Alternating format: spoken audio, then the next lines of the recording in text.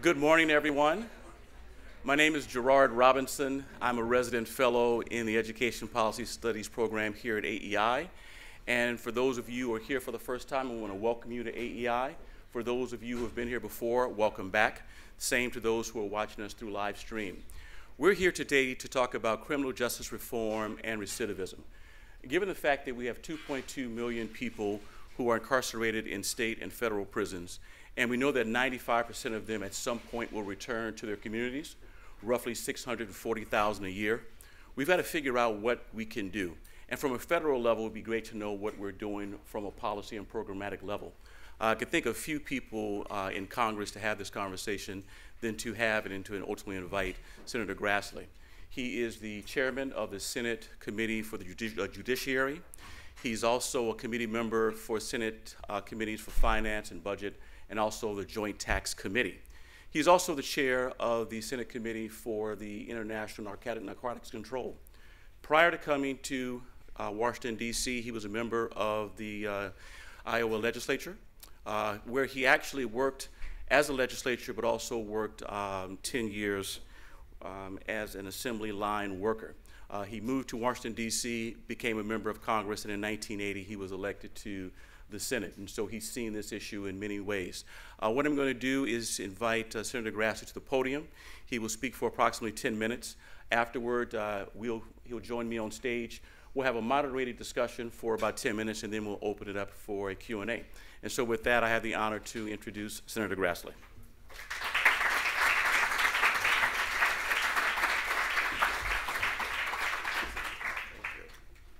Thank you all very much. It's a privilege for me to be with you, and I suppose if I looked everybody in the face, there might be a few people here I know, but on the other hand, you all look so darn young, maybe not, unless you're a Hill staffer or something like that. Just so I don't forget it, when I start talking about our efforts towards sentencing reform, I want everybody to know that I've worked very closely with Democrat Whip Senator Durbin of Illinois on this subject. I may not mention him a whole lot, but he needs to have a great deal of credit to get us where we are today. So thank you for inviting me to be with you. I know the American Enterprise Institute a little bit because they put out a lot of papers that congressmen and senators pay attention to, widely respected, and particularly among conservatives.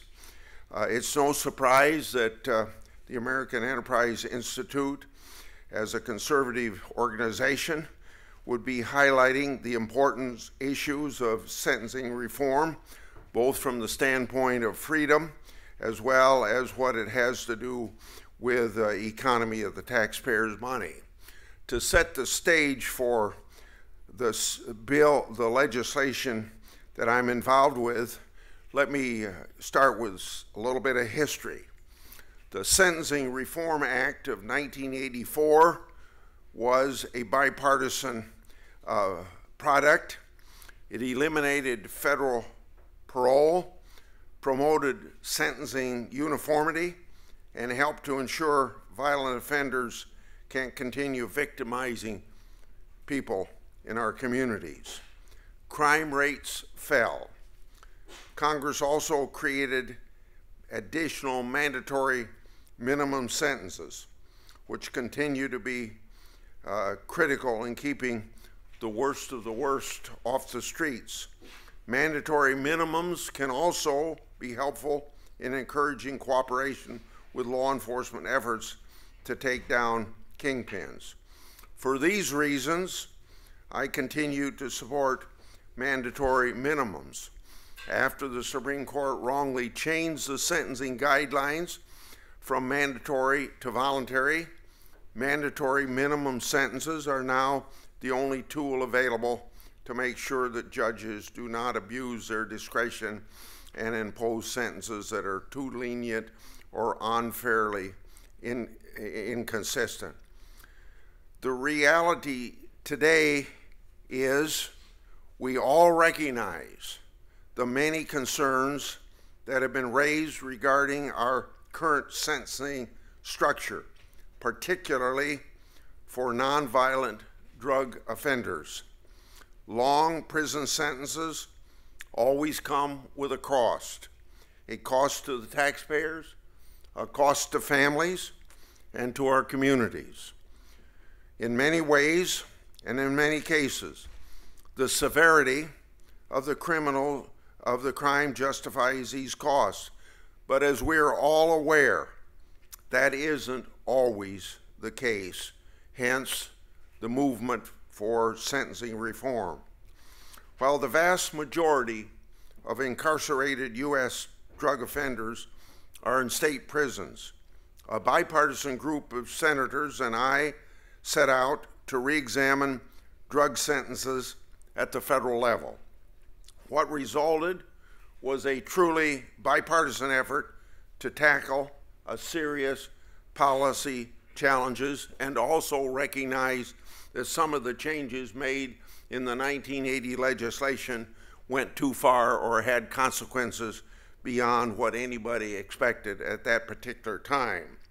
Senators during these negotiations brought a variety of perspectives and proposals to the negotiating table and shared the same goal of promoting fairness in the sentencing regime.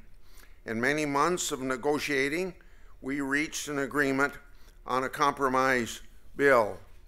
And while no one would have drafted the bill precisely the way that it came out, the bill gained more bipartisan support and greater support from outside groups. The bill expanded the safety valve for people who had not been convicted of violent felonies.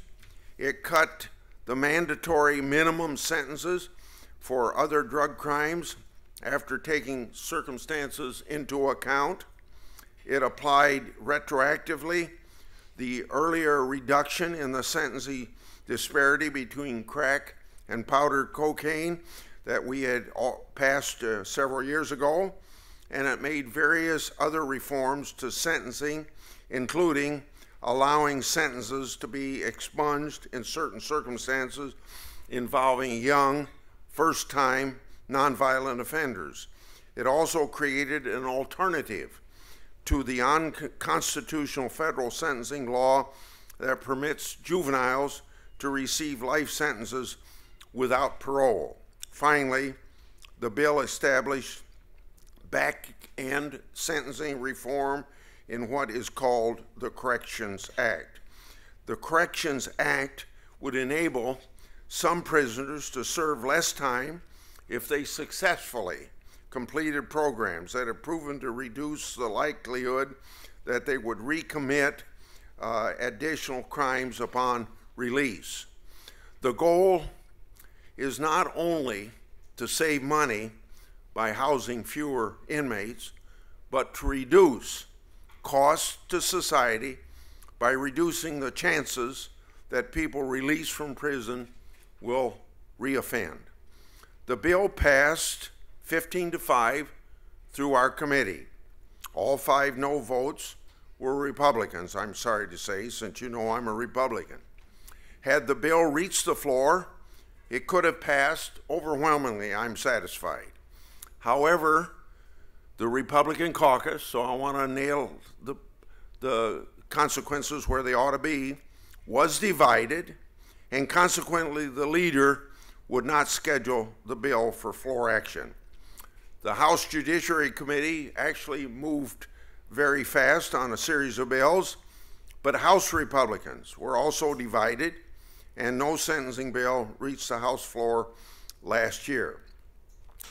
Now, we continued, after the bill got out of committee, we continued to negotiate following our committee's vote, working with any senators and outside groups that have expressed flexibility in supporting the bill if we made certain changes. We made changes to the bill, original provisions concerning the misnamed Armed Career Criminal Act. We also made adjustments to the use of funds saved by the bill and created a national commission to review the criminal code. This brought additional Republican co-sponsors and the support of a number of law enforcement groups that previously did not support the bill. The changes we incorporated have kept the package balanced and unified, and it must remain that way if it's to advance during this Congress. That means keeping it intact. The sentencing bill does not change any element of substantive criminal law. But various members of both houses have insisted that any sentencing bill change substantive criminal law regarding intent. They want to do away with any federal crime that does not require criminal intent. There are many such laws, and no one can say how many or exactly which laws would be affected by such a change. In this Congress, the Bipartisan Sentencing Reform and Corrections Act has not yet been introduced. We're looking forward to input from the administration. We had the support of the Obama administration. I think we have a chance of getting the support of this administration. Now, you know, you look at some people appointed by this president, you might believe otherwise, but I have reason to believe it's possible. I know that there is both support and opposition within this White House. I certainly believe that it is consistent to be tough on crime and still support sentencing reform. Passing a sentencing bill remains a top legislative priority for me as chairman, for Senator Durbin as well.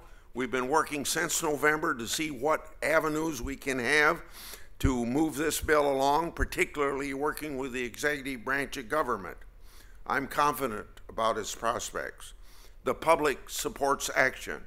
I believe Republicans will find not only that the bill represents good policy, but that supporting it is also good politics. We've already seen this in some red states that enacted similar laws through their legislatures, where political support came from non-traditional constituencies. Obviously, the dynamic is different with a new president, and we have to take the different political landscapes into consideration to broaden support and build momentum for the bill. We're certainly willing to work with the administration to address outstanding concerns. And as in the past, we're willing to work with any outside organization that is serious about bargaining about the bill. But the liberal groups that support the bill, the civil rights groups, the religious organizations, the civil liberties organizations, also need to realize that President Obama is no longer president and that the new administration ran on a different platform. And law enforcement groups that so far have opposed the bill have raised items that they wish to include in the bill. They also must recognize that if they are to gain any of those provisions, they also need to bargain in good faith. We're open to hearing the changes that opponents in the bill in law enforcement want to see on either the front or back end, and to adopting provisions not previously in the bill. But let me emphasize, everyone must be willing to compromise, just as we senators have when negotiating the original bill that was introduced 2 years ago. Those who do not bring forward a good faith willingness to negotiate risk being left out and ought to be left out. I'm hopeful that we can maintain a balance that can expand support for the bill, with each side recognizing that, like the Senate's supporters of the compromise, no one gets everything that they want. Thank you again for welcoming me here today and for hosting this conversation and your promoting of this issue through the AEI. And those of you that are here that are interested in it, let me know what your views are, not just here today, but ongoing as negotiations continue. Thank you very much, and I'm ready for questions.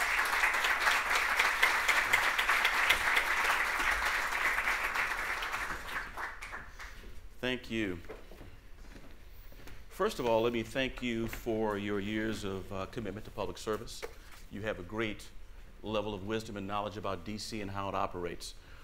One question that often comes to mind is, how did criminal justice reform become a bipartisan issue in ways that we have been unable to do with other issues of public policy? Okay. I'd go back to 2014. I think I gave 2 speeches, or maybe 3, on the floor of the United States Senate, where I said that what Durbin and Lee wanted to do, doing away with mandatory sentencing, and I spoke about it in my remarks this morning, I could not go for. On the other hand, when you get a liberal like Durbin and a conservative like Lee, and you have a committee makeup like I have, I came to the conclusion that mandatory sentences could be done away with. And I thought that that was not right. So I thought I should take a leadership position and see what we could do to get a bipartisan agreement, move something along that would be fair, but still maintain a tough situation. And so that's why I didn't speak about it in my remarks. But a lot of people legitimately, and I'm not going to condemn people for finding fault with what Attorney General Sessions did when he spoke about going back to the pre-Obama or pre-Holder sentencing guide, or I should say prosecutorial discretion that he gave to his U.S. attorneys, that it was the wrong way to go. I could even say maybe I think it's the wrong way to go, but there doesn't have to be anything incompatible with what he's doing with what we're trying to do, because what we do is give people that have been sentenced unfairly, and they feel it, and their lawyers feel it, another bite at the apple by going before a judge to plead their case that their sentence ought to be shortened. One of the things I hear, particularly as conservatives, is that when we try to talk about criminal justice reform, we're becoming soft on crime. How do you respond to that? I think I just responded to it with what I said. Good. I have no apologies whatsoever to anybody that feels like we are being soft on crime, because you know what a lot of people think, and we haven't, I think we've challenged it, but not successfully. Mm-hmm. They think that if the Durbin-Grassley bill passes, that we're going to open up the prison gates and everybody's going to walk free. That's what the perception is. If we can correct that perception throughout the people that are opposed to the bill, they may know better, but we got to get them to say that what they know they ought to espouse, instead of thinking that we're going to open up the doors of the prisons. We're going to give people another bite at the apple to plead their case, and I don't see anything incompatible, and I don't see that being soft on crime. Hear, hear.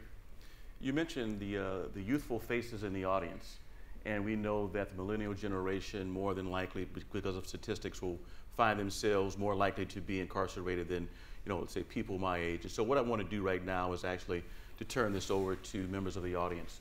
We have 2 people with a microphone. We have 2 rules here at AEI. Number 1 is to give us your name and identify your affiliation. And number 2, ask a question, and please not give a speech. And so with that, who has a question for the senator? We have a question over here. The mic will come to you. I might ask you to help me. Oh, sure. Here's the question. Absolutely. Good afternoon, Senator. My name is Aristotle Jones. I'm with the Friends Committee on National Legislation. My question for you is, what are your thoughts on the Second Chance Act? We know that returning citizens don't have a lifeline sometimes to come back and not recidivate back into prison or that lifestyle of crime due to the lack of safety net programs such as TANF and SNAP, that lifetime ban if someone has a drug felony conviction. So what are your thoughts on that? What are your thoughts on the Second Chance Act? Yeah. Thank you. I would see most of what the gentleman wants to accomplish when a person is released from prison. Mm-hmm. I would say most of that would come from the standpoint of doing more while people are behind bars, preparing them for life outside of crib. Okay. Now, whether that fits into the second chance or whether he's talking about programs behind, I do think that those programs where you get help in prison do need to be followed up, but I would say it's mostly guidance, helping people get jobs, helping people pre-prepared. But one of the main things that people should, if they want under the prison reform parts of our legislation, is better preparation, particularly for reading and communication. I think is one of the best things that we ought to be doing. But I think more needs to be done when they're behind bars than afterwards, and the afterwards would be follow-up. Now, I don't know whether the person that asked the question agrees with that or not, but if he disagrees, I'd be happy to listen to his point of view.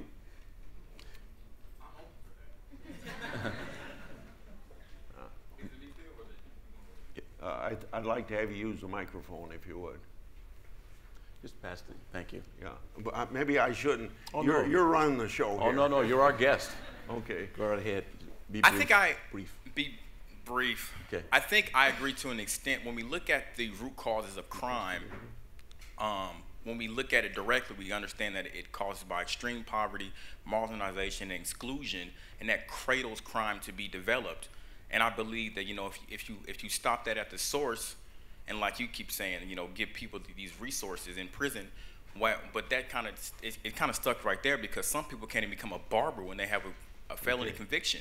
So what's the point of giving these programs if they come out of prison and they're in the same rabbit hole that they got in when they went in there? So I think from what my standpoint is, when you give people an opportunity to be a better person, you know, prison is the only thing that, you know, if we pay our student loan debt off, we're free. But if you go to prison, that's a stamp on you tattooed for life. But if you let people, you know, access SNAP or TANF or housing or Pell Grants, because we know education is linked to low recidivism, how can we do that? Yeah, thank you. Good follow-up. Yeah. Okay. Particularly the part about the number of people who sit for what they call correction education programs. They sit for vocational programs, and yet they still can't come out and get a job because state law or otherwise may bar them because of their conviction, even though they have years of experience in something. So good points. We have a question on this side of the room. Good morning. My name is Kara Gotch. I'm with the Sentencing Project. I want to thank Senator Grassley for his leadership on the Sentencing Reform and Corrections Act. When I talk about this legislation, I often say it is a model of good policy and a model for all lawmakers to show how collaboration can be so effective when members across the aisle work together. So thank you so much for being the leader of that legislation. My question, I think, has somewhat to do with appropriations. I know the president's budget for BOP is cutting BOP and cutting back on staff. But at the same time, they are anticipating an increase in the prison population after about 3 or 4 years of decline.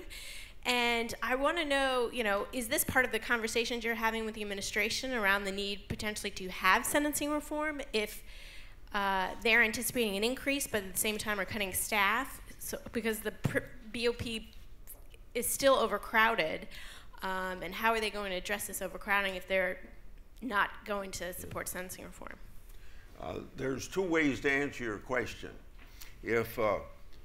If we go ahead with, as we have for the last few years, with continuing resolutions or omnibus appropriation bills, about the only way that those of us that aren't on the Appropriations Committee where these decisions you're asking about are made, we contact members of the Appropriations Committee, but we're not at the table. And then when that bill gets out to the floor, generally a great big bill like that is not amendable. It may be amendable, but do you have time to amend it, and what do they allow, and all that sort of stuff.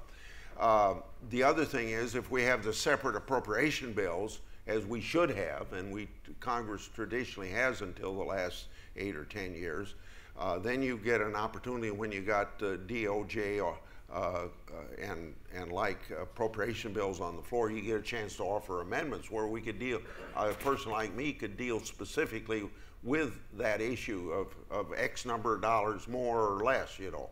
But now, with your question here for a non-appropriator, and I'm going to give you an answer not just about the program you're asking about, but almost any program. And of course, coming from a rural state, I get it asked about rural development and farm programs and stuff like that. I can only say, remember, a president proposes, a Congress disposes. We got the power of the purse, and both Republican and Democrat presidents over the last few years have advocated changes in programs, maybe eliminating, sometimes cutting, but they don't carry much weight. And I can't speak to any discussion that I've been involved with the Bureau of Prisons, but you can look at what went on when the Secretary of State was before when he was before the committee, and then also, let's say another example would be the EPA director before his committee. Most of the senators have been saying it's not realistic to do what the president wants to do. And I would imagine that if there's such a hearing involving your issue, you might hear the same thing from members of the Appropriations Committee. So I'll take the last question right here. Hi, my name is Olinda Moyd. I am the Chief Attorney at the Public Defender Service Parole Division. My question piggybacks off of the question that was asked regarding funding for the Bureau of Prisons. We know that the Bureau of Prisons has jurisdiction not only over federal prisoners, but also in DC. Our clients are sent to Bureau of Prisons facilities all over the country.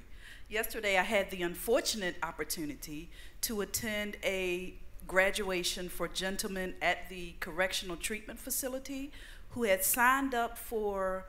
voluntarily signed up to participate in a 6-month drug treatment program. And on May 25th, we were notified that the funding for the program has been discontinued. And so the men who thought they were going to be in treatment for 6 months were told that the program will no longer exist. So we had the last graduation on yesterday. And so these it's not just the educational programs and job treatment programs, but also drug treatment programs that are being cut. And it really does put individuals in a terrible predicament when you then expect them to return to the community and be successful. So my question before the young lady asked was, are we going to see more cuts in funding for the Bureau of Prisons? And is someone at least thinking about the impact that it's going to have on individuals?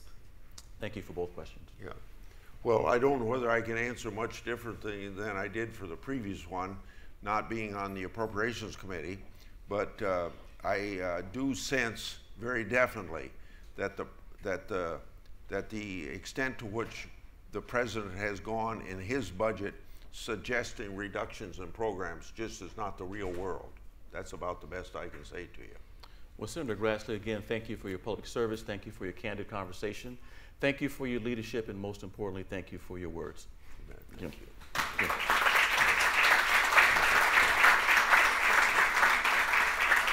So, please stay seated while Senator Grassley exits the auditorium. And as he does this, we're going to change the set for the next part of our conversation. And so I'm going to go over to the podium and take care of that component.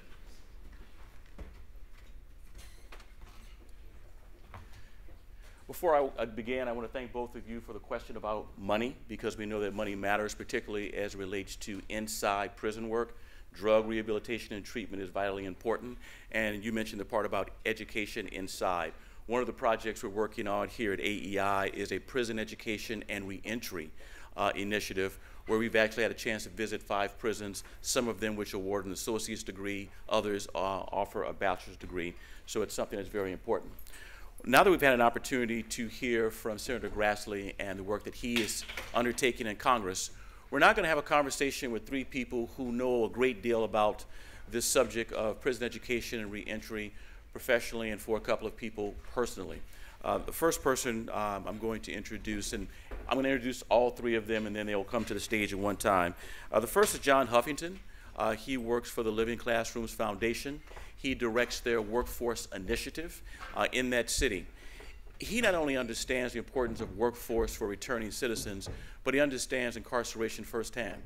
He spent 32 years in prison, 10 years of those on death row.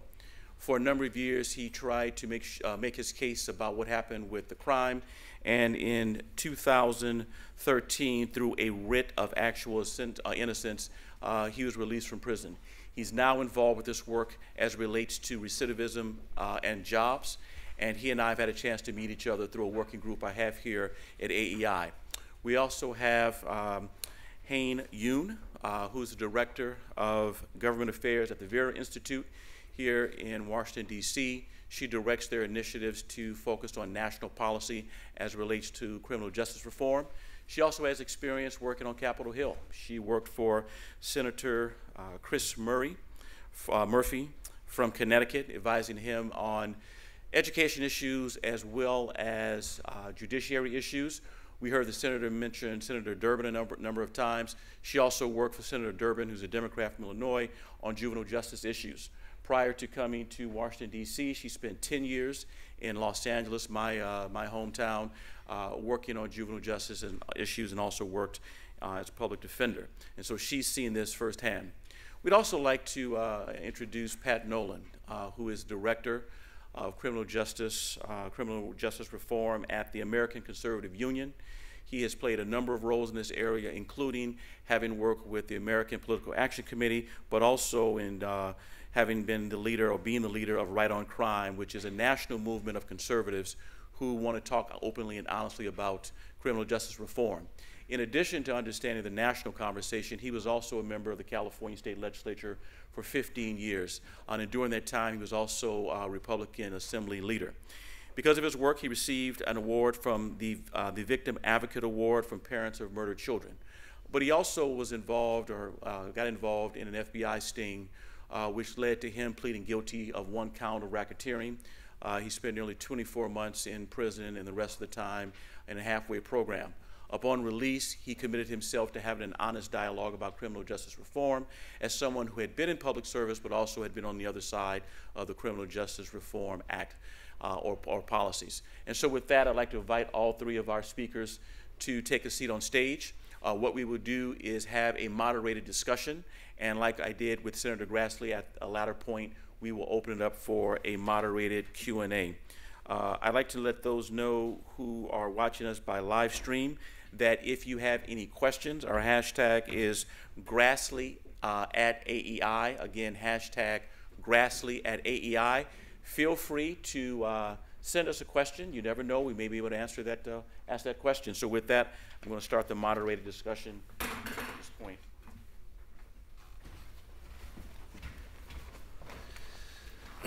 So Pat, you've had a chance to listen to Senator Grassley. You guys have mutual friends and colleagues.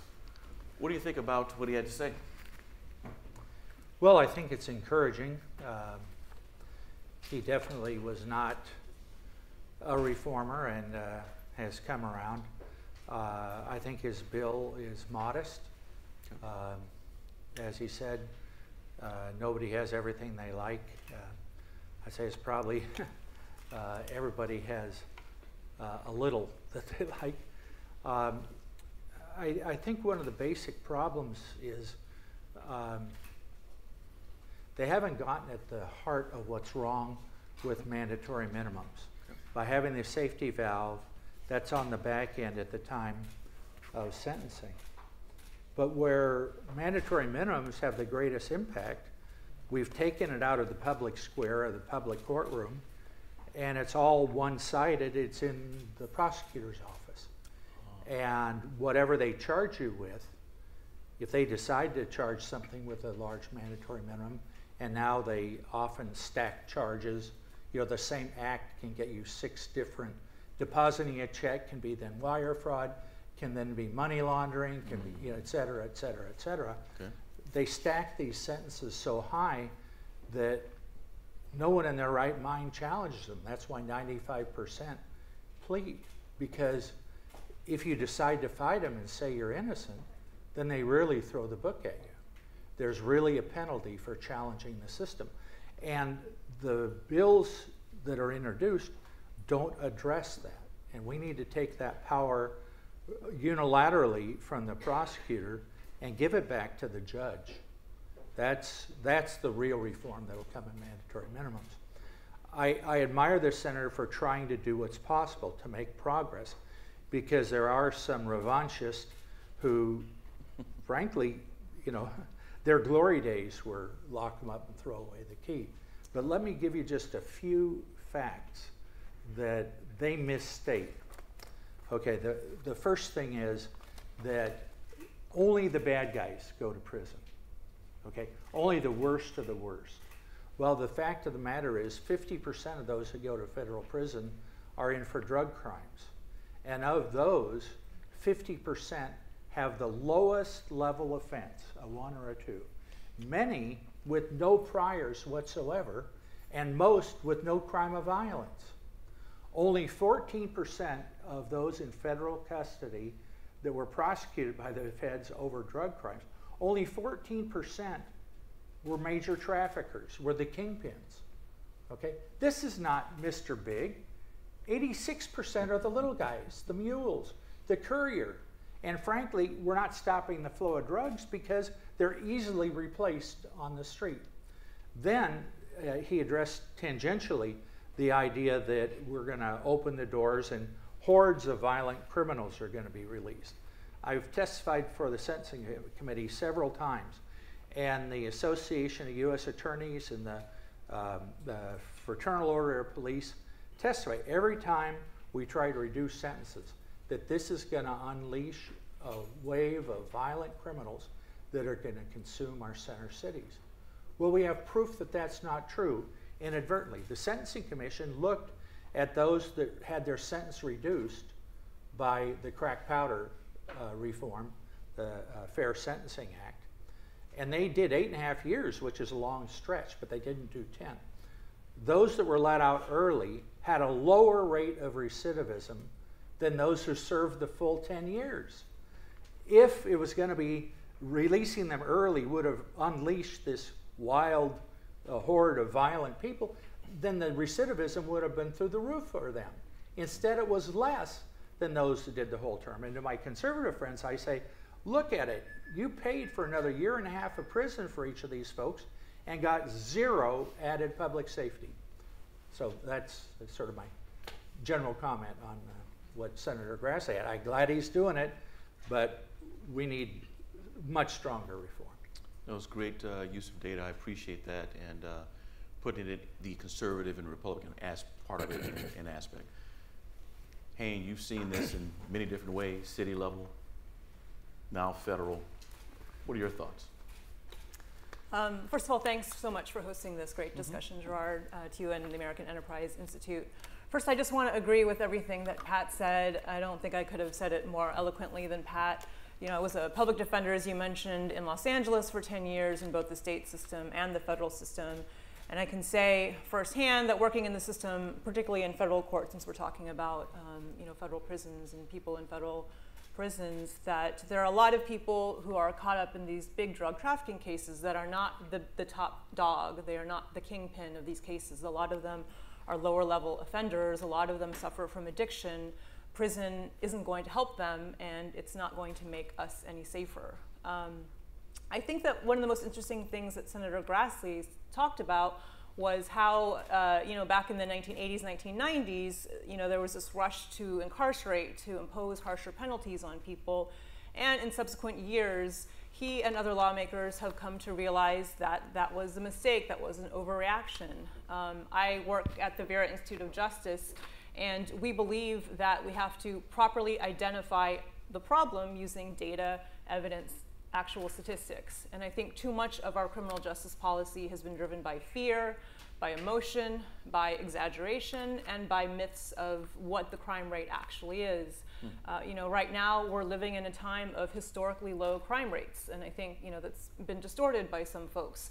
But the violent crime rate, the homicide rate, is actually at or near historic lows in most places across the country, with the exception of a handful of cities.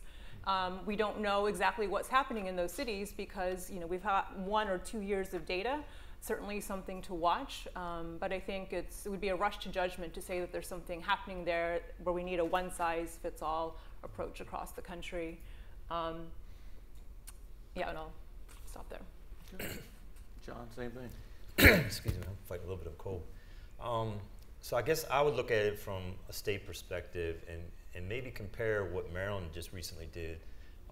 Last year they passed the Justice Reinvestment Act, and it was bipartisan, and it had the support of the executive, the judicial, and the legislative branch, and the House and the Senate. And it was good legislation, so I'm encouraged to see the attempt to get everybody to the table. Again, I think I agree wholeheartedly with my colleagues' commentary about the lack of some of the teeth, what I would see as teeth in it. I do think they need to take it out of the prosecutor's hands. I think that trying to fix it on the tail end is counterproductive and expensive. To the issue of what it would do as far as opening the door, again, I'll draw an analogy from Maryland. We had what was called the Unger case, and it dealt with the unconstitutionality of some jury instructions. So everybody prior to about 1980 had to be reviewed and resentenced. And our governor, a few years back, Governor Glendenning, had made this big speech about life means life. I'm not signing any paroles. And then we're one of 3 states where the governor has to actually sign a parole for lifer. So that had stymied any lifer's progress at that point. And I believe it was around 89. But the Unger case came along, and they couldn't really retry some of these 35, 40-year-old cases. So they ended up taking a very proactive approach in involving social workers and other folk to create home plans and support systems, and they released 181 lifers under Unger. And in Baltimore, I think our recidivism rate's around 48, 52%. Well, the recidivism rate for those Unger releases, 0. 0. So when we talk about is this going to open the gates, I think to what my colleague said earlier, no, and it's not going to increase the recidivism rate. I mean, nationwide, the recidivism rate is about 75% at the 5-year mark, I think. So I think we need to take these proactive approaches. But the senator made a very good comment too, and my friend Alinda made it as well. We have to fund the programs. We have to start inside. You've heard my introduction. I served 32 years in the state prison system, and I got my college degree while I was there, and it was under a Pell Grant. And I was actually the last graduating class, 1995. And that was the year they took the Pell Grant. So I had to graduate as a junior. Luckily, I had enough credits, but it cost me my 2nd degree because I was approved for a dual degree. But the one thing, well, there's 2 things that are proven to reduce recidivism, and that's higher education and employment opportunities. And to take it out, and again, it was a knee-jerk reaction. It was a politician in Texas who stoked the fears of the public, who stoked the issue of, well, we have to pay for our children's education while our convicts getting a free education. And again, peeling back the layers of the onion, that wasn't based in reality. Prisoners nationwide were receiving less than 1/2% of the eligible money under Pell Grant. So what was the issue? When it was proven to make a difference. And I think we're here today because this crosses all party lines. It's not just a social issue anymore, a social justice issue. It's an economic issue. Baltimore, we have, if you listen to our mayor, we have 10,000 returning citizens coming home every year. That's an economic issue. So it brings more people to the table. It furthers conversations. I'm very appreciative of Gerard and AEI for helping us to make it more of a national conversation, and that's what we need to do. There's a lot of factors. We have a lot more work to do. My role is to work with the folk when they come home, but we need to I can't be silent. We need to be more proactive in dealing with expungement issues. We need to deal with the juvenile lifer issue. We need to get rid of solitary confinement. We just do. I mean, these are things that are going on in our prisons in our name, and we need to fix those things. As I've been reminded recently, we all have to be active in that and have a voice. prosecutors have come up a number of times in the conversation. I've got friends who are prosecutors. They've got a tough job and they're necessary. What do we tell them when they say, well, listen, the reason we end up receiving the kind of power is because, in fact, the judges weren't always doing the right thing. How do we know if we return it back that they will? Open for anyone. Well, first of all, I'd say we know that giving the entire authority to the prosecutors hasn't worked. It's resulted in huge swaths of our inner cities being denuded of adult males. And those that return are ineligible to vote and find it extremely difficult to find a job. So that's part of the record. The second thing is, there are so many crimes now. We've criminalized so much activity and behavior that's morally neutral. Everybody agrees, rape, robbery, arson, burglary, those are crimes. And that's what we ought to be concentrating on. Instead, we're filing charges against a lobsterman that packs his lobsters in plastic rather than cardboard, not contrary to American law, but contrary to a Guatemalan regulation that the government of Guatemala said was invalid. Yet they did 8 years. Now, why did the American taxpayers pay for that? We have a SWAT team that raided Gibson guitars. Okay, I understand SWAT teams. Okay, if the suspects can flush drugs down the toilet, you want to stop that. But they can't flush guitar fretboards down the toilet.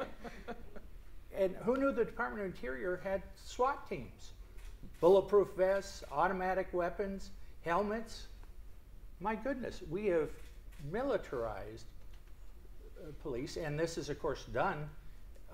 They're doing this because the prosecutors asked for it. Why on earth? Especially when the Gibson executives have said, "Tell us what you need, we'll give it to you."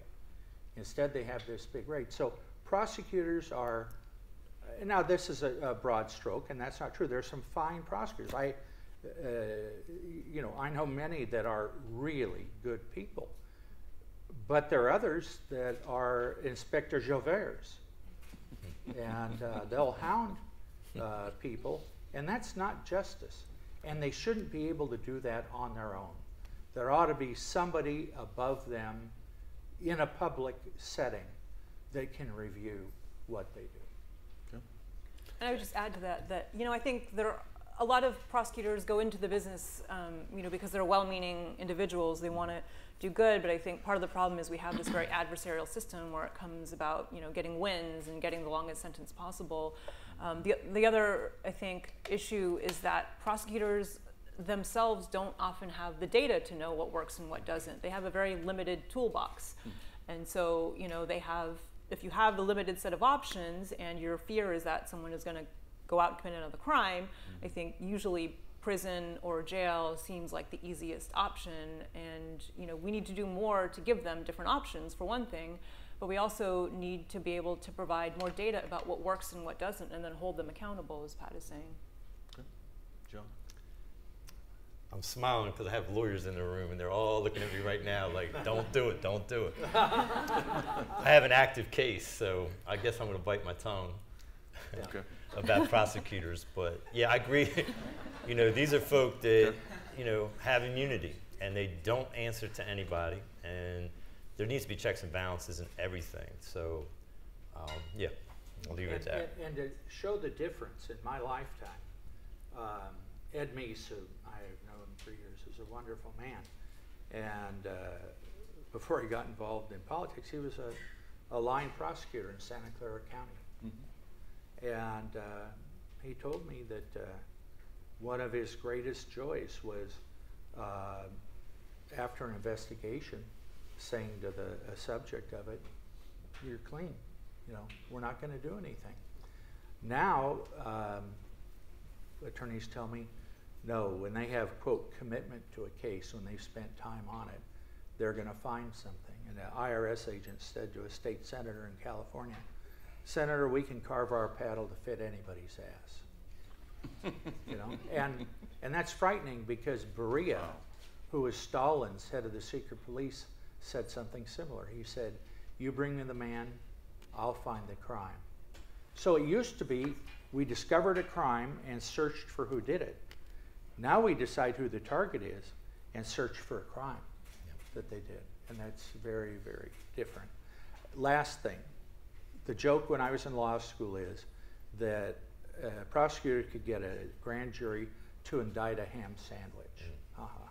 Well, the new joke among prosecutors, and this is absolutely true, prosecutors I know have said this, any run-of-the-mill prosecutor can convict a guilty man. It takes a truly great one to convict an innocent man. And that gets to the, I'm going to win, you know. And that is a frightening, frightening thought for any of us, no matter what age you are, color, economic status. That is a threat to every one of our liberties. And the founding fathers would be howling at that. The point you mentioned about shaping the paddle for someone's bottom reminded me, from a social science perspective, of something called problem definition. That you already have the solution. You're just creating the problem for it. One of the things I hear from people on both sides of the fence, we're spending a lot of time on trying to reform the system for some people who were, let's say, incorrectly sentenced. But we've got people who actually deserve to be there. What do we say to the families who have lost a loved one? To them, because they're like, who's talking for us? Where's the reform for us? What do we say? We'll start with Hayne and we'll work our way over.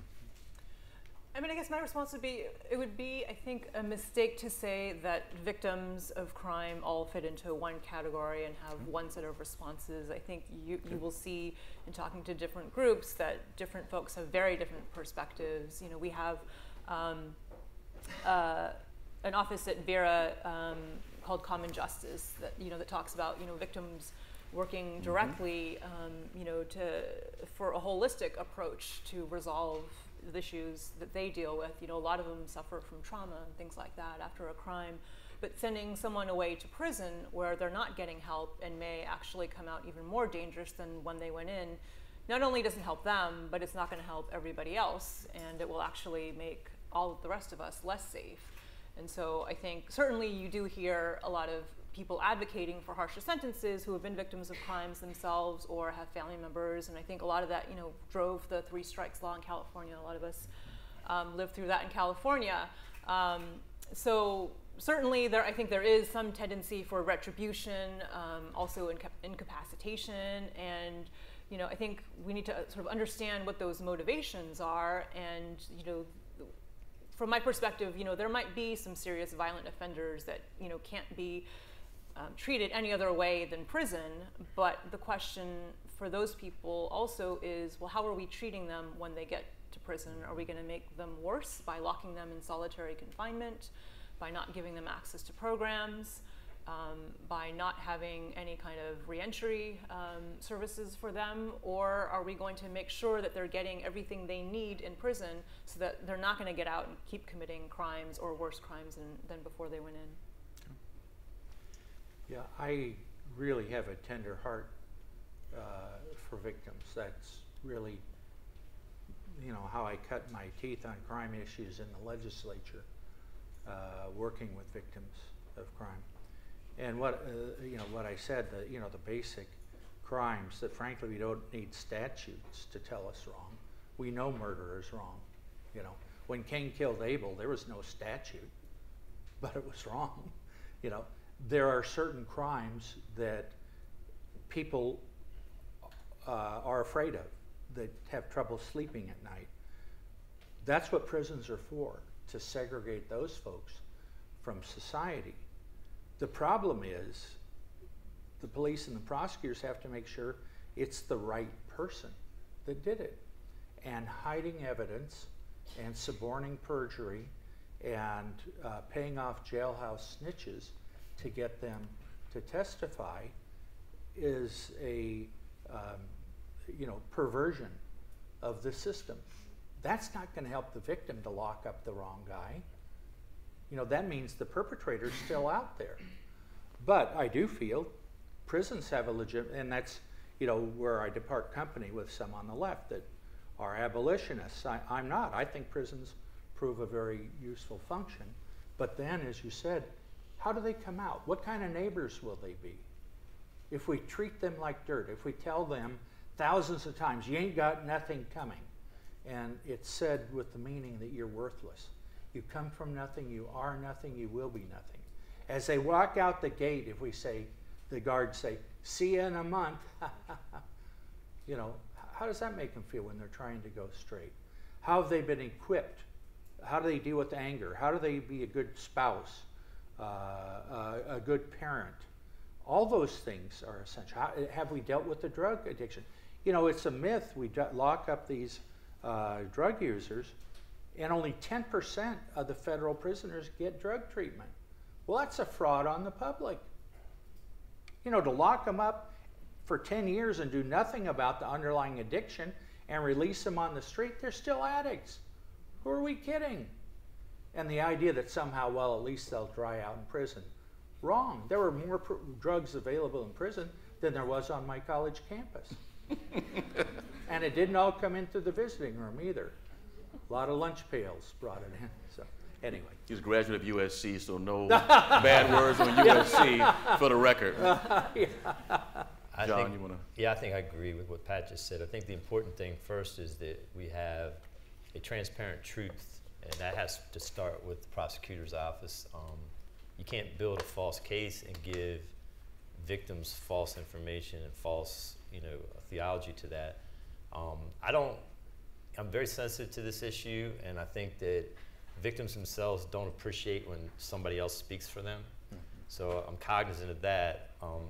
With that being said, I think that there's a stanza. I was in the JC's, Junior Chamber of Commerce, and there's a stanza in our motto or our creed that says government should be of laws rather than of men. So taking that thought, you know, we're a nation of law, and you know, here in Maryland at least we have victim impact, and they come in at the sentencing phase and have an opportunity to present. And because we don't have mandatory sentencing at the state level, the judge can take that into consideration. But the end result, because Maryland's abolished the death penalty now, the end result is it's time. Now there is a life without parole sentence in Maryland, but if we're not talking about that, like Pat said, we're talking about incarcerating somebody for a period of time with an end goal of what? Preparing that person to successfully and healthy have a reentry into society. So I think that that's part of the conversation we're here to have today is what does reentry look like? At what point do we say enough is enough? Do we take the scarlet letter off and allow somebody to reintegrate successfully, to allow them to get housing, to get employment, instead of, you know, saying you'll never amount to anything, good luck, we'll see you in a couple of months. Because if I see you in a couple of months coming back into prison, what damage did you do that brought you back? How many more lives did you affect? You know, that's so non-productive, and we as a thinking, you know, comprehensive society need to say, we don't want to do that because our friends, our family are going to be a victim.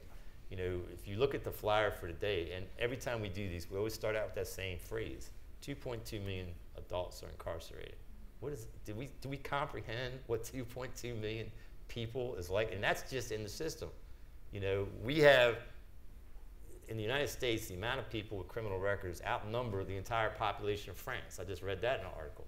I mean, we need to start putting this in perspective. You know, it used to be, you know, a city problem, and we didn't have connection.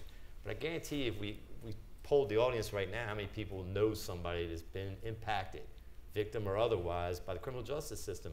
It's such a smaller world now, and it does impact all of us, and that's why we're here today to have that conversation.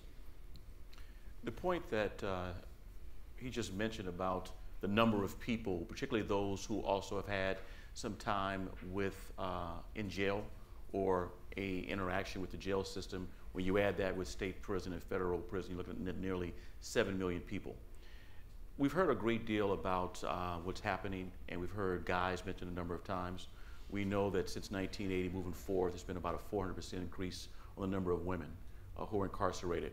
For the women who are incarcerated, a lot of them are often the single adult in the household, often the sole economic provider, and the young man's question earlier about SNAP, Supplemental Nutritional Assistance Program, that's going to have an impact.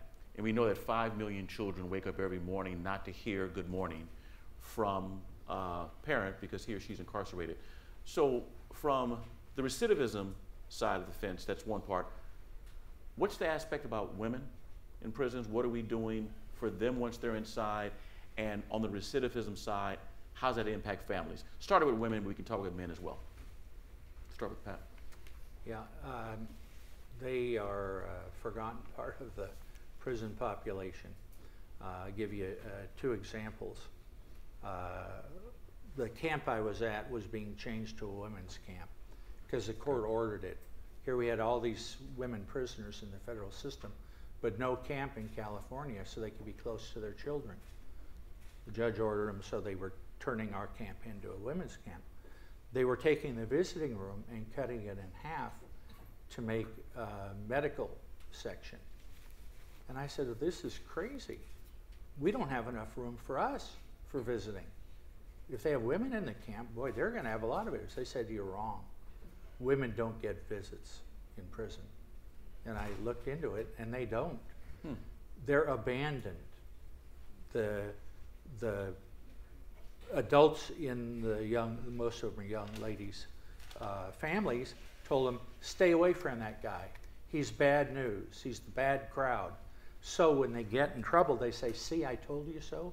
You shouldn't have been hanging out with him.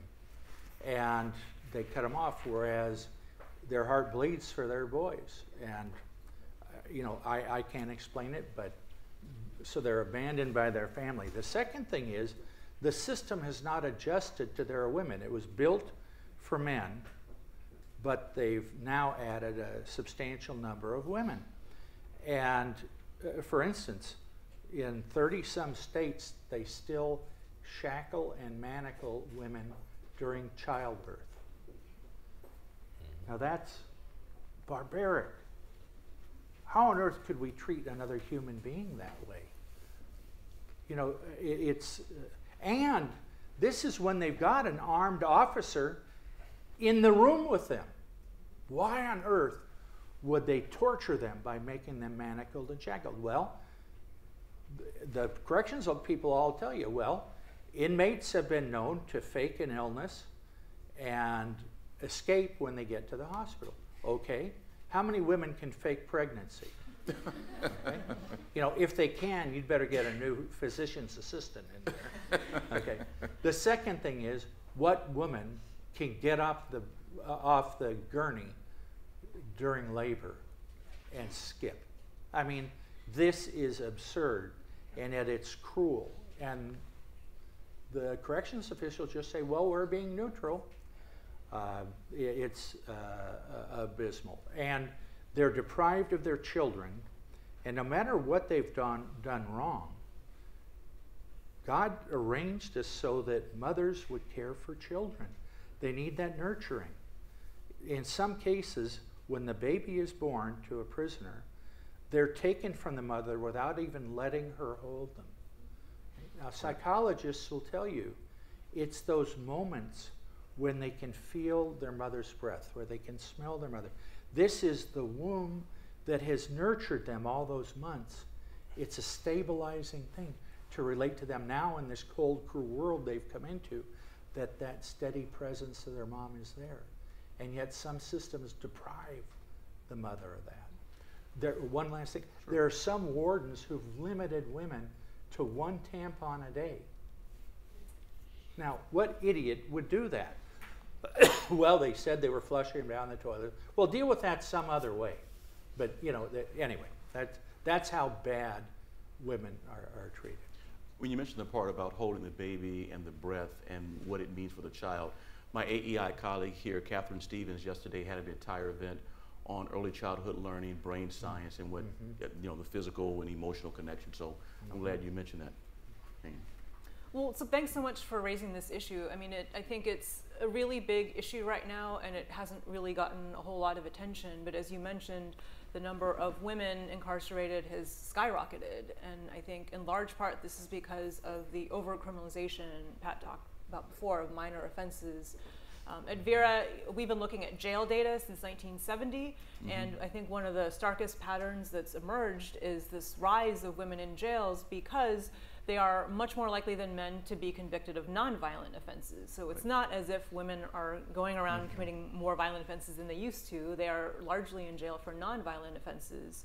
So why are we arresting them and housing them in jail, especially when many of them are single mothers, solely responsible for their children, and it leads to the breakup of the family and potentially has harmful effects on their children down the line. What's also really disturbing is that we found that a huge percentage of these women who are incarcerated are victims of sexual abuse and assault. And so these women, first of all, have been victimized before they enter the system, but then they're also much more likely than men to be victimized in the system, incarcerated with prison rape, sexual assault, etc. So prison is often the worst place to house, or jail, to house these women, and we need to do a lot more to keep them out of the system at the front end. But also a lot of facilities were really set up for men in mind. Pat talked about sort of the feminine hygiene issues, but family visitation. There are much fewer facilities for women in general at the federal and the state level, so women will end up being housed farther away from their families. We know that for both men and women, family engagement, if you are going to be incarcerated, is really important. It's important for you to be reintegrated back to your family, to have those family bonds, the social support that you need. Also, when you get out and families become reunited, it's important to have maintained contact while in the inside.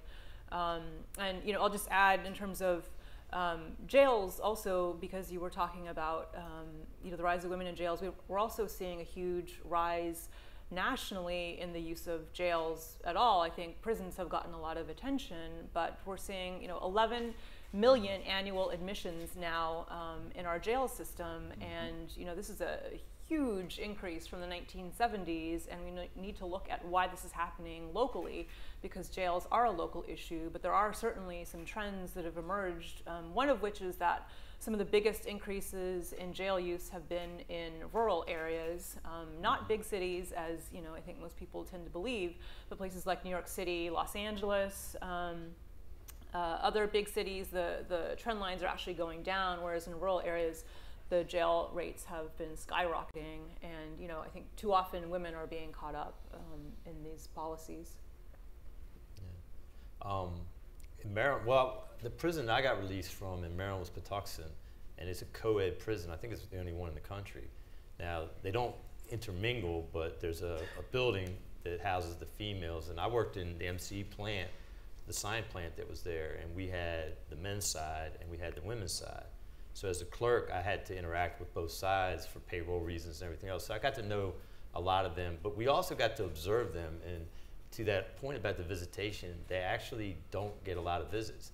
Our day room, we could actually look out and the visitors had to come across the compound, ours and theirs. And it was so rare to see somebody, they would come straight for the men's and you'd have to veer to the right to walk to the women's. And it was so rare to see a visitor going down there. And they would do a lawn visit, which was like a family day visit, and the women would come out and they'd be given this end of the yard, like you stay down here and the rest of us could stay up here, and they would come out in groups. So it'd be like maybe 6 or 7 of them, and be like one group that came in, like one person's family, and they all shared that family experience. So it's a shame, and I don't know the social reasons for it, but I think that women are more nurturing and supportive, so they're more willing to support a man that's locked up as compared to, I gotta speak for our gender, we're not. We're not gonna come in and visit a woman in prison. We don't have that same nurturing spirit, I suppose. And that's a shame because you need a support system throughout the incarceration. The programs are very limited for anybody, let alone the women. There's very few prisons, and then there's limited resources of staff that they'll apply to that. On the reentry end, it's even worse. I have, living classrooms, we have women in our program, but because we're a rapid attachment to work and it's very basic sanitation, landscaping kind of work, not a lot of women are attracted to that. So we do other training components for them as well, administrative assistants, and try to find pathways, career pathways, but there's a dearth of resources for them. I didn't mean to be disrespectful. I pulled my phone out because I actually just read an article. I wanted to make sure I was saying the state right, where when we're talking about the kids, Pennsylvania is just now enacting what they call a game changer legislation, which is going to provide a trust fund for the children of incarcerated parents. So too often we forget about the children when, as Gerard points out, when they're parentless and they're being exposed to a prison system, they can easily fall into this hamster wheel cycle as well. So putting that support system in an early age is really important. And I hadn't fully read the article. I actually just sent it to somebody who's working with children of incarcerated parents. And I just want to make sure I was quoting the state right. So it's Pennsylvania, so anybody wants to look at that. I hear a great deal about this issue, and I think about poverty and what it means for families. And we've, Bob Dorr, one of our scholars here, works a great deal on that. And we've talked about data, and while that's important, and one of my AEI colleagues, Nat Malkus, is also in the room. And so those are two people I look to for this subject in general and how it relates to education. We're now going to turn it over to the audience again. As we said before, we've got questions. All right, so I'm going to start back here, and we've got about 20 minutes, and so if we can ask a question, I can get as many people as possible. Thank you. Douglas Wood from the Ford Foundation. It's a pleasure to be here with my colleague Hillary Pennington. Just a quick question and a quick comment. So many of us know about the Second Chance Pell work. There were over 200 colleges and universities who applied, representing 48 states, blue, red, green, purple. So the question is, how do we build upon the momentum that is out there? And how do we think about linking it to other aspects of criminal justice reform? And then the comment I'd like to make is I visited my 73rd prison about 6 weeks ago out in California at the California Institute of Women. And we're part of a large program called Renewing Communities. We're working with the state, working with 13 other foundations. We're now we're in 32 of California's 35 prisons, nearly 100 community-based organizations involved in that work for reentry. So I'm glad to hear that the College and Prison and Reentry is together.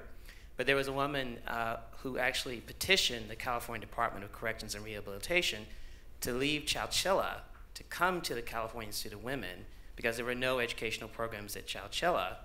And she was one among 600 women at Chowchilla on a waiting list to have educational opportunities. Now, thankfully, we'll be able to move into Chowchilla in the fall, but that just gives you a sense of the interest, particularly among people in prison, and also highlights the challenges that women face in prison, because we know that if we go to these programs, they often have to take these courses during their recreational hour as opposed to what happens in men's prison. So just want to hear about the momentum piece and then your comments about the challenges of educational issues with women in prison. For those of you in the present audience and viewing audience, really quick, Second Chance has come up a couple of times. In 1994, the federal crime bill removed the use of Pell Grants for prisoners. As John mentioned, he was able to receive his. There's one estimate to say that there are approximately 300 in-prison programs, and that actually reduced itself to less than 20. And so a few years ago, President Obama, the Department of Education, supported a program to do so. There's 69 programs in the country that are now doing this, and just want to put that in perspective. Start with you, John, and then we'll move to you. Well, like I said, I'm a product of it, so I'm one of the biggest fans for it. And we do have it here in Maryland. University of Baltimore received the Pell Grants and went into MCIJ. Goucher was already in there. When they took the Pell Grants out, it was George Soros and the OSI. It put some money into keeping some college education pieces going. So I think that you have to take. I guess it can be hard to quantify, because now you're limiting to folk that are maybe within 5 years of release. You're trying to be able to build up your statistical database of how effective it can be. But I think you also need to include the returning citizens that are already out here with college degrees and look at what they're doing and what the benefit was and apply it sort of reverse engineered back. So that, in order to keep the momentum, we can't do it off of what's going on right now. Okay. Come talk to me. I've got 2 caseworkers right now. They're returning citizens, and they got their college degrees while they were inside. Look at the success models of those that came before and apply it retroactively, because it's needed, and it's a smart investor. So. Anything, Hayden? Yeah, I mean, I think, Doug, you and the Ford Foundation have been real leaders in post-secondary education in prisons, as has Gerard, and thanks so much for being a champion for this program in particular. I really think we need more folks like Gerard and John, who is probably a perfect ambassador for this kind of program. I think part of the challenge is just public education. You know, I don't think a lot of people realize that people in prison were eligible for Pell until 1994, as Gerard mentioned. And I don't think people really understand the value of these programs. I think people see it as, oh, it's sort of this extra benefit, you know, for people who don't deserve it, when it actually is the opposite. I think it's a really critical component to both, you know, prison safety, because these programs actually reduce violence in facilities themselves, because it's giving folks a productive thing to do, but it also makes them much more likely to get employment after release, really lowers recidivism rates, I think, by something like 43%. And it's a really great investment for taxpayers if you're comparing it to the rate of return for incarceration.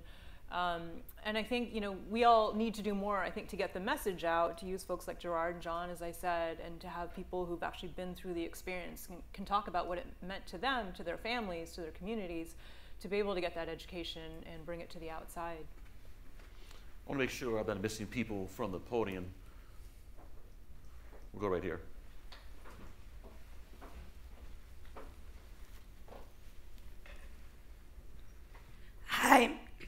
Hi, my name is Sophie. I'm a student at Berkeley, and I wanted to ask about what your thoughts are on reform priorities to reduce racial disparities in incarceration and victimization of crime. Thank you.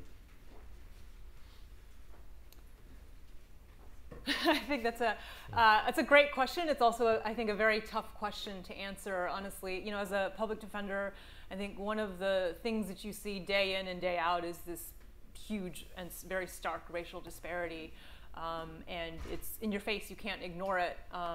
And I think a lot of folks are struggling with, even in some of the jurisdictions that have implemented reforms, sometimes it's reduced racial disparities, and sometimes it hasn't. And I don't know that we have sort of a perfect formula, but it's really critical that we keep trying. And I think, in fact, some jurisdictions have implemented some reforms, but not seen the racial disparity go away. And I think we're struggling to understand why that's happening. I mean, I think certainly there's a certain amount of unconscious racism in the system. You know, I talked earlier on about just fear in general driving criminal justice policy, and I think that certainly has a lot to do with it.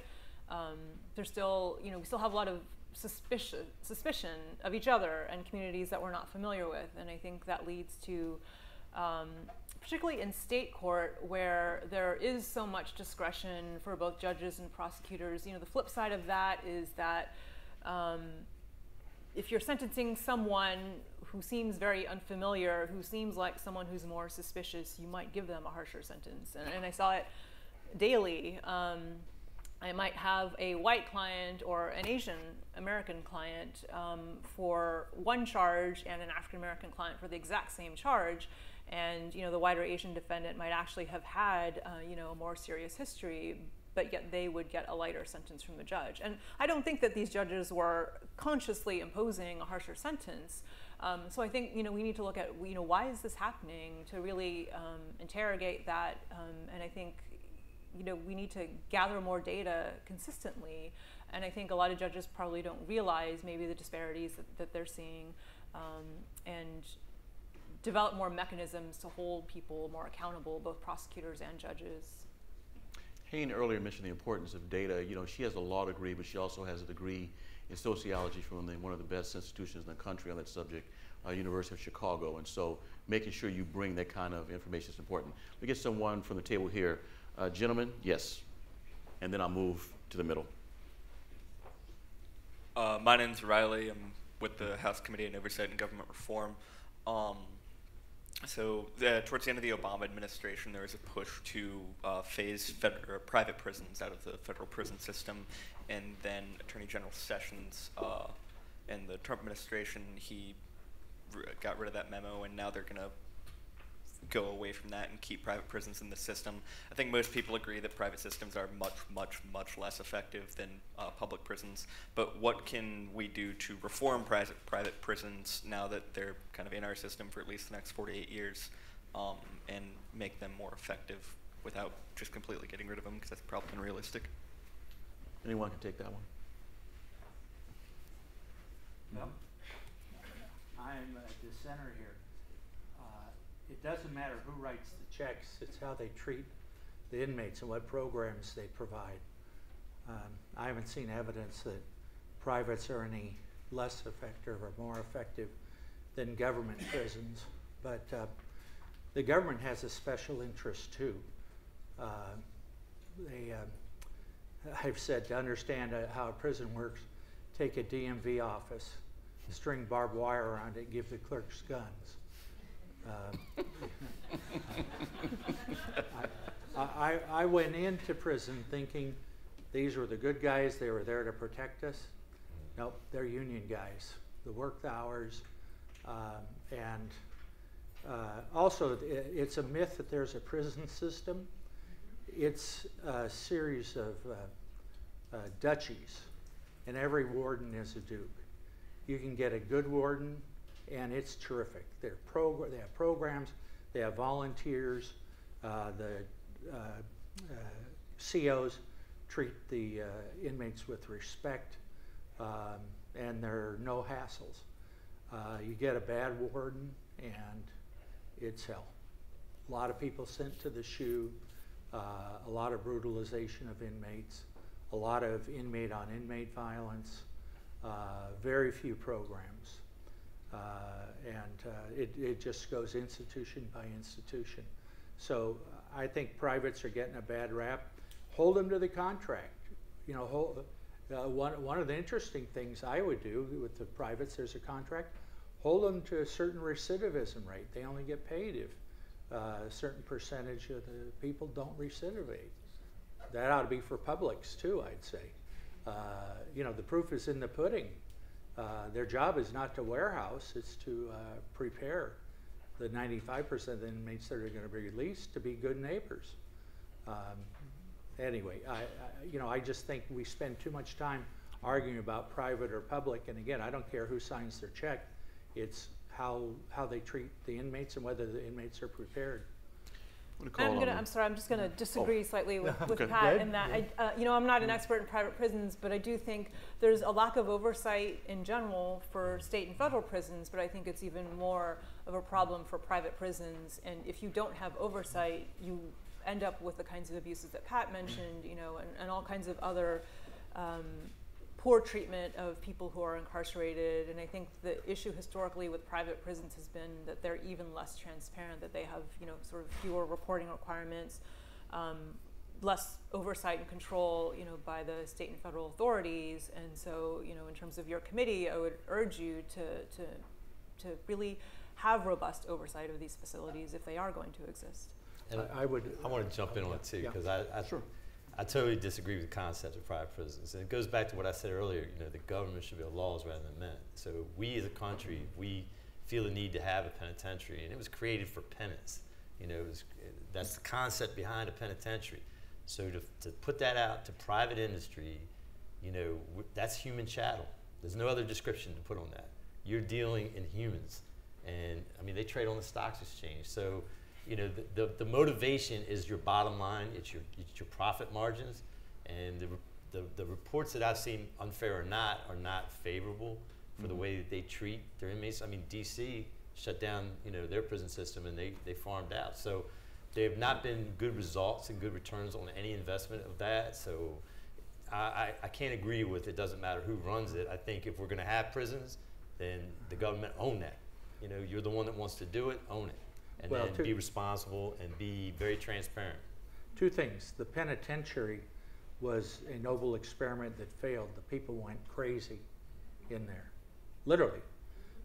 That's why we changed them to departments of corrections, because the penitentiary didn't work. The second thing is, I just, last week there was an article about 3 federal officers in the Metropolitan Detention Center that had repeatedly raped women.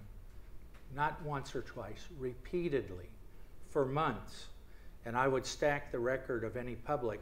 Look at, I hope the Oversight Committee looks at the prison rape statistics of the privates and the publics. It's horrendous in public facilities. Staff on inmate, inmate on inmate. It's also bad in some of the privates, but some are good. So judge them institution by institution, hold them accountable. But the fact, you know, saying the profit motive, you know, every CO there has a profit motive, you know, and they'll tell you, oh, I've only got another 3 years on my sentence. They're counting the days to retirement. They're, you know, they're bureaucrats with badges and guns. So, you know, again, hold them to standards too. But anyway, we disagree. No, healthy disagreement. It's good. Yes. Yes, good morning. My name is Stephen Alm. I'm a former state judge in Hawaii, and before that I was a local prosecutor in the United States Attorney under President Clinton.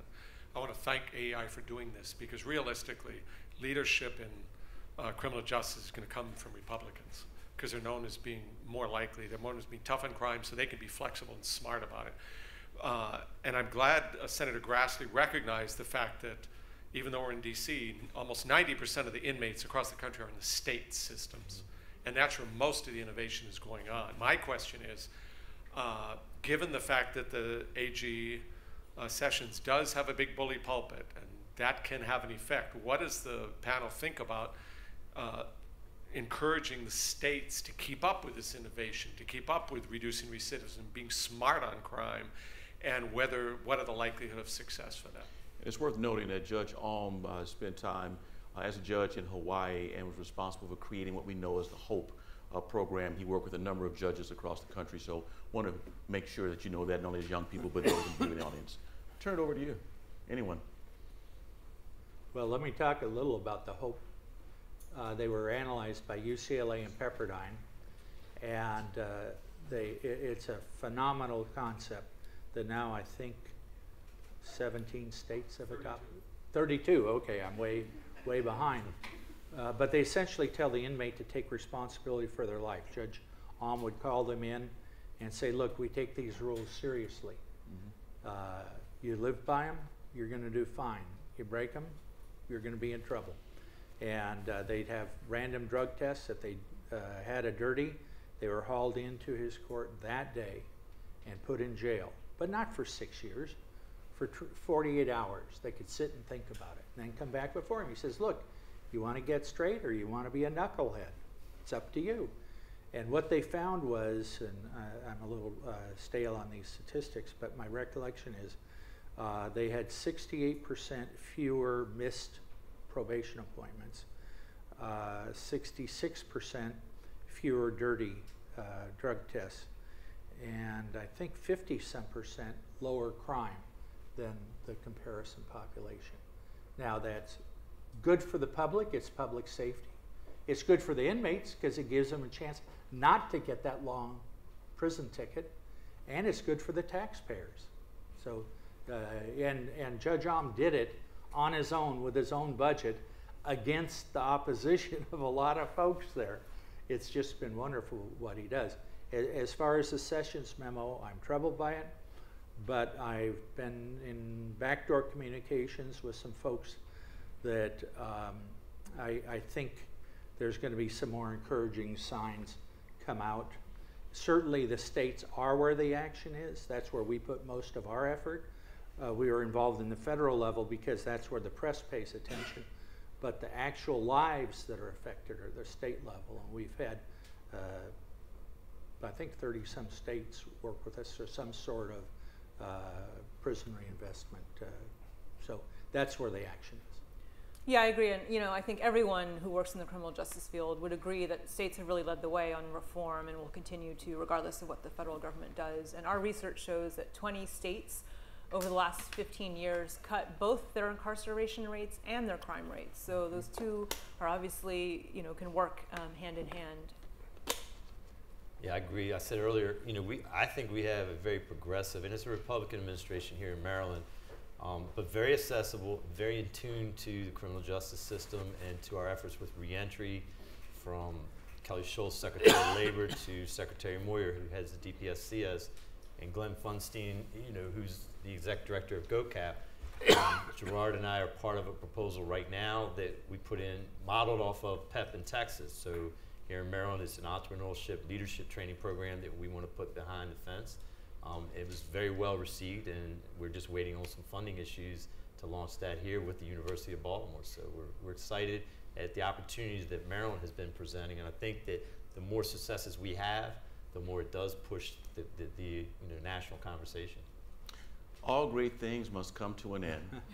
I do see there are more hands, particularly I was going to call on the people at the table here, which I can't do now, but I'm noticing you to at least say, we'll give you first dibs to come up here and ask your question.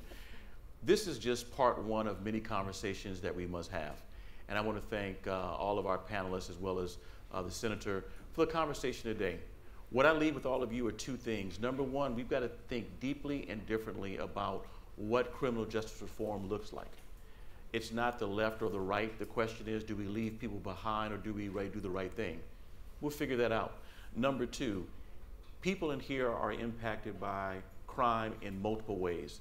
Most of us in here, if we say to raise your hand or you know someone, a number of hands would go up. But here at AEI, we offer an opportunity for dialogue. I'm glad all of you who are here in person and those of you who are watching live stream are part of the dialogue. Let's continue and let's give our panelists a round of applause.